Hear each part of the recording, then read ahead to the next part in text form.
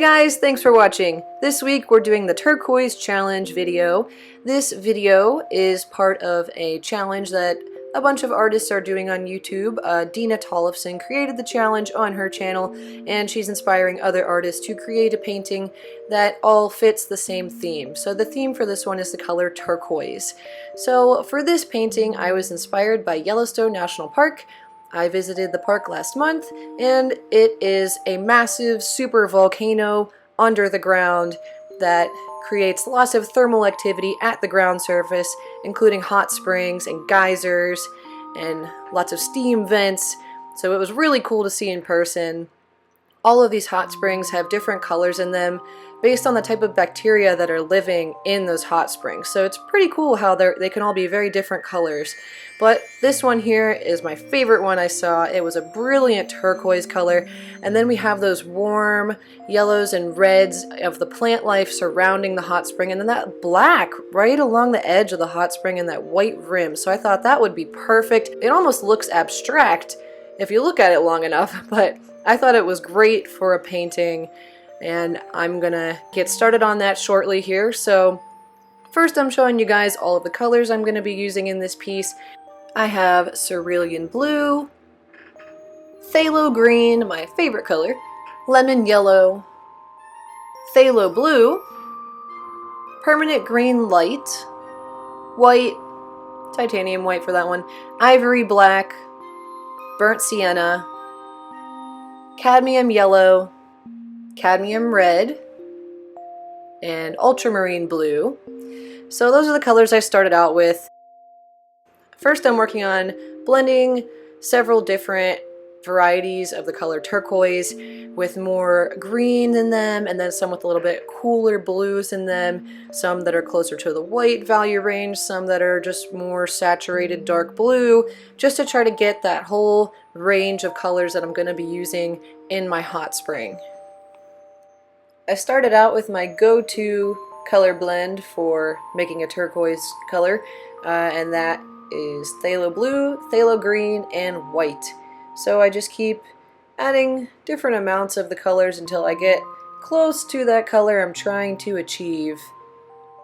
Just kind of getting it nice and well blended using a medium-sized round tip brush. You could use a palette knife so that you're not getting all of that paint into your brush while you're blending, but I was feeling the brush, so I was just using the brush there. Next time, just kind of pulling some of that paint over to start a new little paint palette spot where I'm making it more of a cool shade, including some ultramarine blue into the blend, and then adding more phthalo green,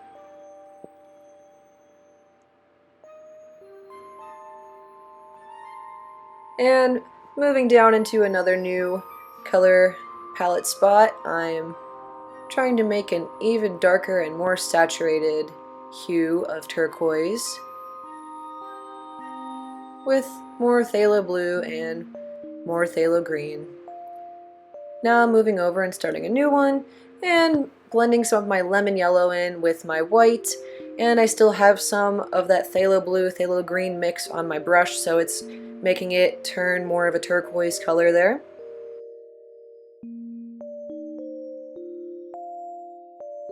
Now I'm grabbing some white and some cerulean blue. This gives me a cooler, almost sky blue hue. Now I'm adding some phthalo green, blending that into the mix.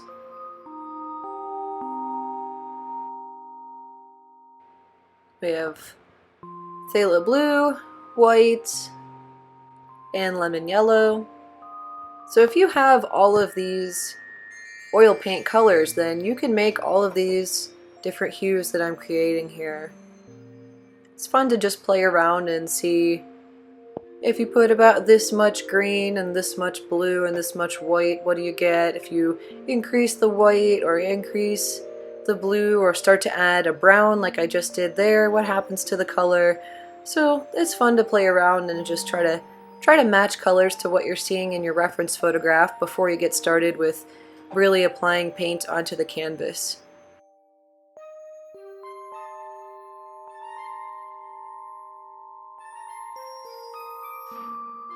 I'm finishing up adding colors to my palette with one more very light shade of turquoise and then blending a very dark blue shade for the deepest in shadow part of the hot spring.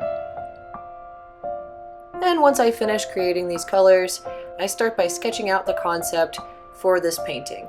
And as I mentioned before, it does have more of an abstract feel, but we're going to see how the finished piece turns out. I'm thinking it's still going to look realistic because we have plants that give you a sense of scale in the bottom left, and then we have that sense of distance as the edge of the hot spring meanders back into the top portion of the canvas.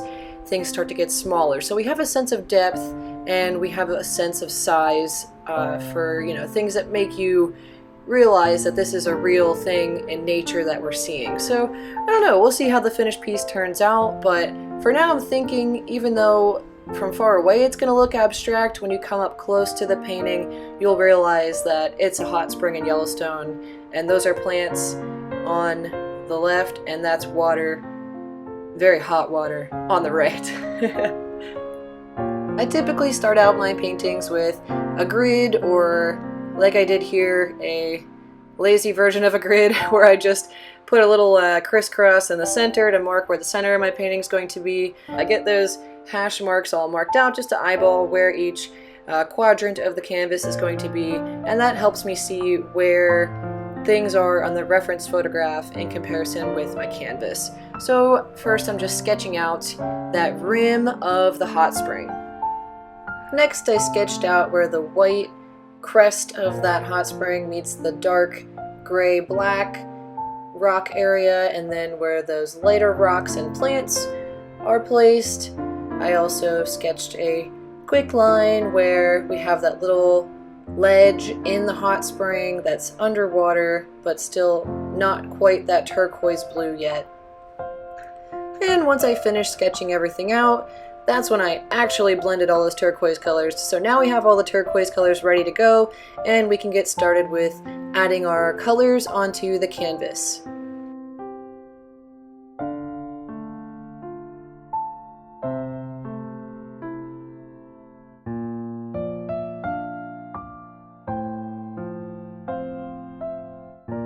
Alright, so you guys already saw me blend all of these different hues of turquoise on my palette. Now what I'm doing is I'm looking at my reference photograph and seeing where each of these different hues is going to go on my canvas. So you can see by looking at the reference photograph in the upper right that some parts of the hot spring are just reflecting the light and the sky. So we have the upper right corner of that hot spring is basically pure white, maybe even a little bit of yellow in there. And then that we have the very deep in shadow section of the hot spring in the center of the canvas, and then we have just like some middle ground turquoise in the other parts of the hot spring, some with more warm yellows and greens in the turquoise, and some with a little bit more ultramarine blue.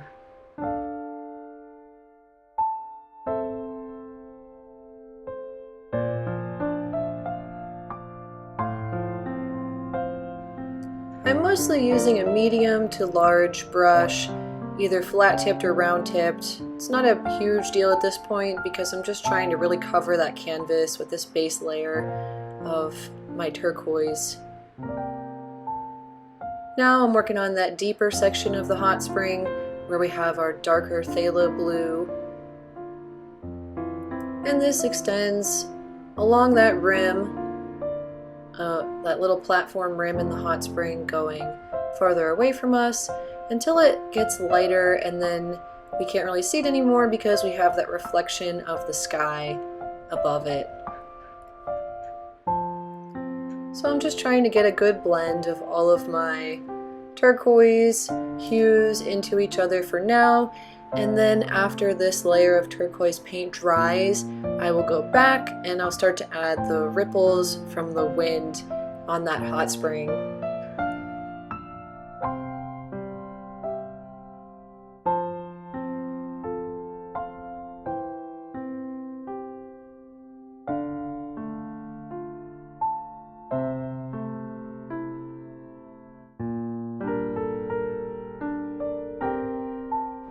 The underwater ledge in the hot spring had several different colors throughout it, so if you look, the section closest to us is the most saturated. It has more of like an olive purple hue to it, and then as we move farther back, that really shallow rim seems to be more purple, has some reds and blues in it, and then the farther out we go, we can't quite see it anymore, but there's definitely a lot of very, very light gray up in that section at the top of the canvas. And then we also have some of our turquoise making it in there as well. As that ledge dips down and gets deeper, more of the water above it and the bacteria in there are giving us more turquoise color. So we got a little bit of variety in the colors on this ledge. We also have some shadows where we have the crest of the earth with that white rim there reaching the ledge.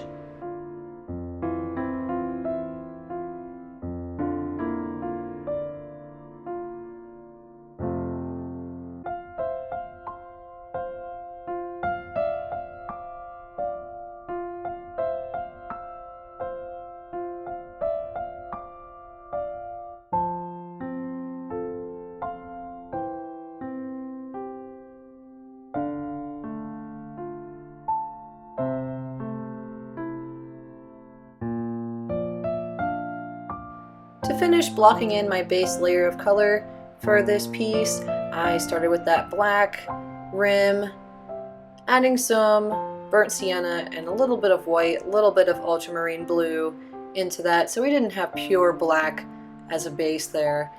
And once I got that black rim, I started to fill in the white crest. For now, I used a gray hue with a little bit of ultramarine blue in there, and I will add my white, pure white or cream white, very close to pure white at the end. That'll be my second layer to really boost the contrast between that dark, that white, and then the water. But for now, just using that gray, getting that rim, doing a little bit of blending into that darker black gray behind it. And the rim, the white rim is the same thickness basically. It's all the way around, but it looks much smaller as it's farther away from us because it's getting farther away from us. So that white rim is larger in the foreground, and then as it's moving farther away, it's just a thin little white line just wrapping around the edge of that hot spring. Next, I'm just using a neutral brown, some burnt sienna, some cadmium red, cadmium yellow, a little bit of blue in there too, just kind of what was left over on the brush, and just thinning that out with paint thinner and doing back and forth motions just to cover up and get a nice base color on the canvas for where we have little pebbles and rock behind that black section of the earth. I'm blending it into the black too. I think later on I'm going to add all those tiny little pebbles that we have there, but for now just getting my base coat.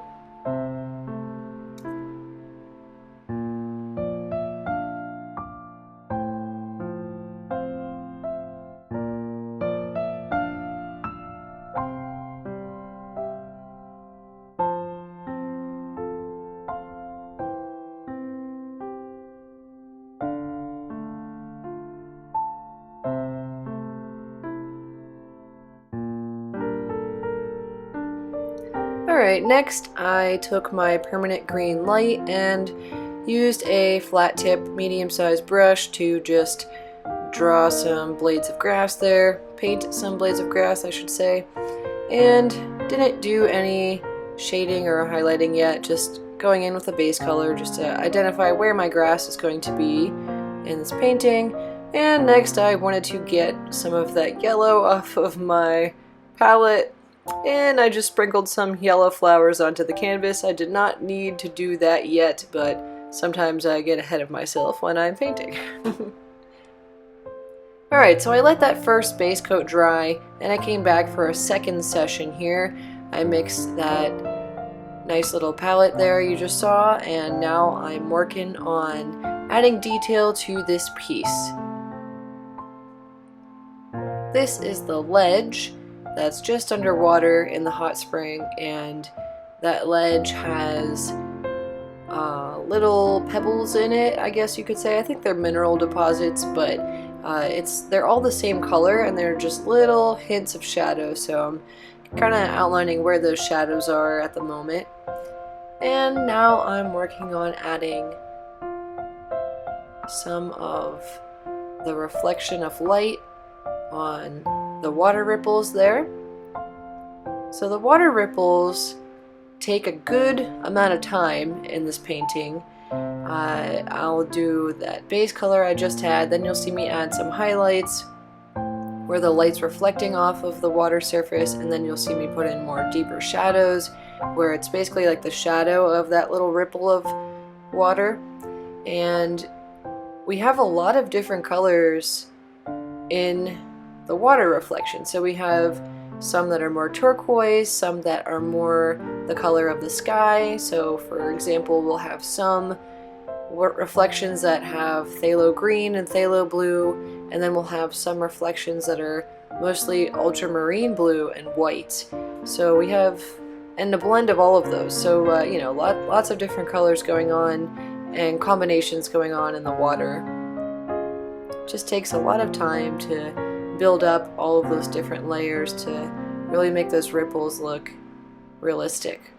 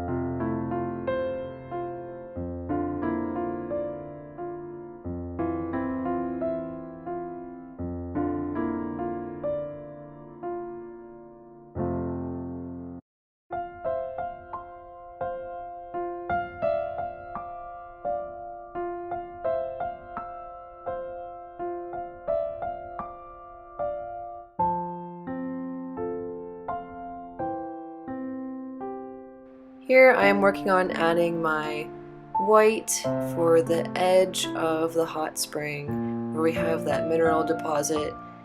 First I add white, then I go back with my brush and add the smaller details around the crest of that hot spring.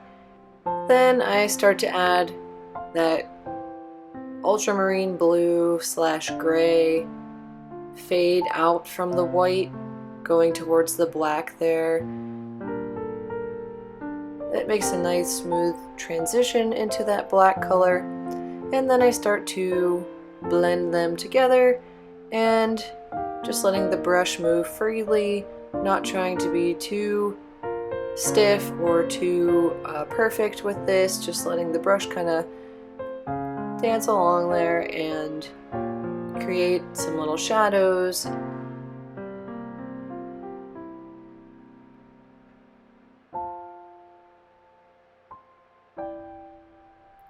Here I'm blending that black into the color of the dirt farther back and I'm just using some burnt umber for that.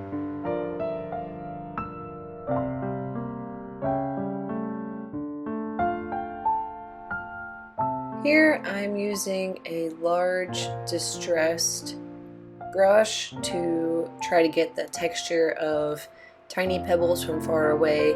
I was using more of a dry brush technique here, trying to get the excess paint off of the brush and just dab it onto the canvas. It wasn't really doing it for me though, so then I went back with a smaller brush and had to go in and put those details in using a smaller brush.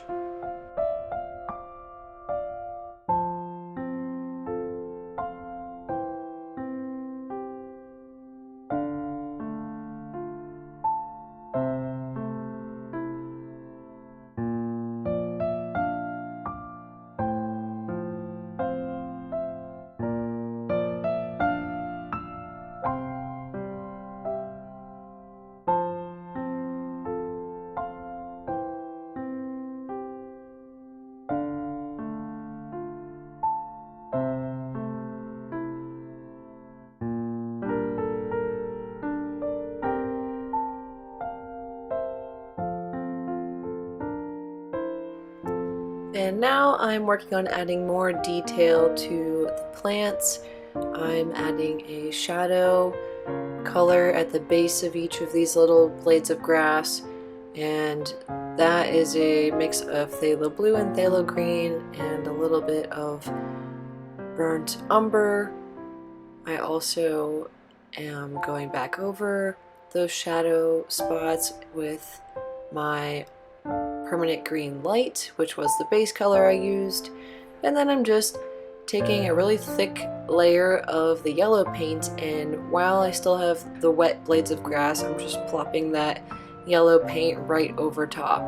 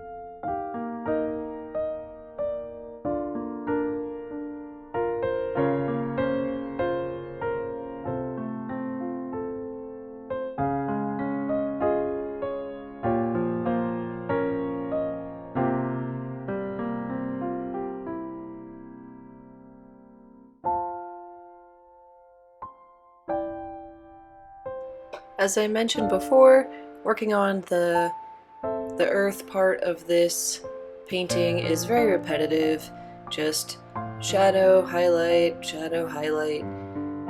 adding different tones for the pebbles and different tones for the grass blades. And then the easiest part was just the flowers were just a solid yellow, so those were pretty quick and easy, but the pebbles and the grass blades, I kept going back and looking at the reference photograph, then looking at the painting and seeing what needed to be tweaked, where I needed to bring up my values, where I needed to darken things down, that kind of stuff. Just very repetitive.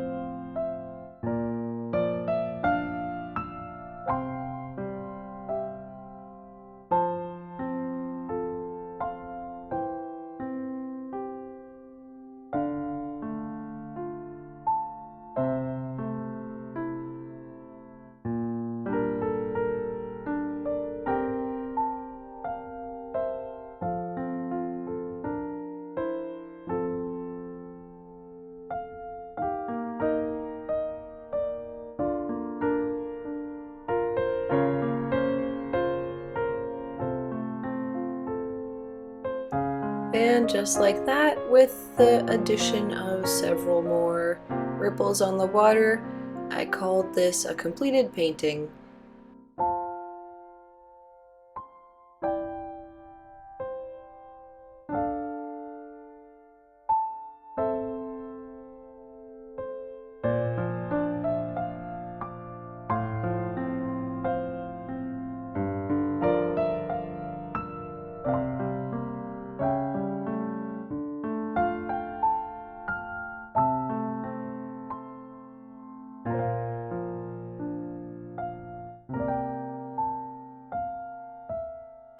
Now it could just be that I've been staring at this painting all day while working on this, but I think it looks pretty good. I'm pretty happy with this completed painting.